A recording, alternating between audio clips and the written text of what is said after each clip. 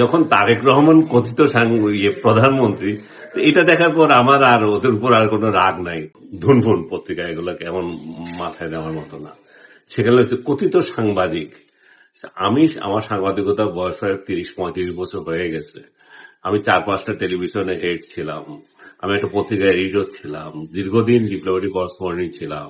আমি ২টা war cover করেছি। জাতীয় পর্যায়ে বঙ্গবন্ধুর যে ফুটেজ, যেটা ৩২ বছর পর প্রথম আমি আবিষ্কার করার মানে আমি এটা নিয়ে রিপোর্ট করেছি সংগ্রহ করে। তা আমার মানে অনেকগুলো আছে, প্রায় ২৫ থেকে ৩০টা দেশে আমি ইন্টারন্যাশনাল রিপোর্ট করেছি। বাংলাদেশে যদি আমি কথিত সাংবাদিক হই, আমি যদি সিনিয়র সাংবাদিক না হয়, তাহলে কোন ডটের পোলা বা মাইয়া যে সিনিয়র সাংবাদিক, এবং তারাই সাংবাদিক।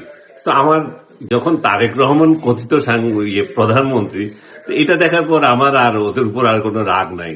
মানে এই দেশে যে ছাগলে পরিপূর্ণ, বিশেষ করে সোশ্যাল মিডিয়ায়, তাহলে এই বুঝ আমি পেয়ে গেছি যে এদের কথার কোনো কান দিতে নেই।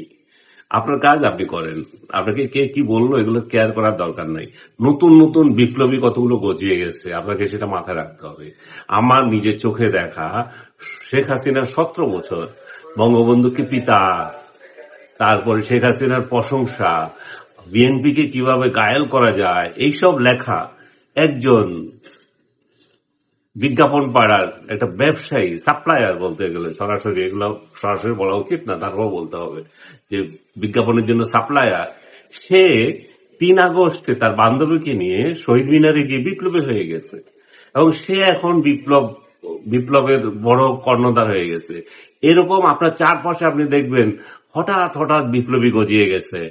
এরা সেই জুলাই মাসে, অগাস্ট মাসে কিছুই লেখে নাই, সব চুপ করেছিল, কিছুই করে নাই, এবং সরকার বিরোধী কোনো ভূমিকাই নাই এদের ছিল না। সরকার বিরোধী ভূমিকা আমি থাকতে বলি না, আপনার সরকার বিরোধী ভূমিকা থাকতে হবে কেন? সরকারের ভালো মন্দের প্রশংসা বা নিন্দা করা, সেই যে অ্যাক্টিভিটিস, সেগুলো কোনো কিছুতেই নাই।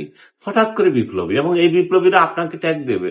এখন আপনাকে শিখাচ্ছে বিপ্লব কি, আপনাকে জিজ্ঞেস করার সাহস আছে তো?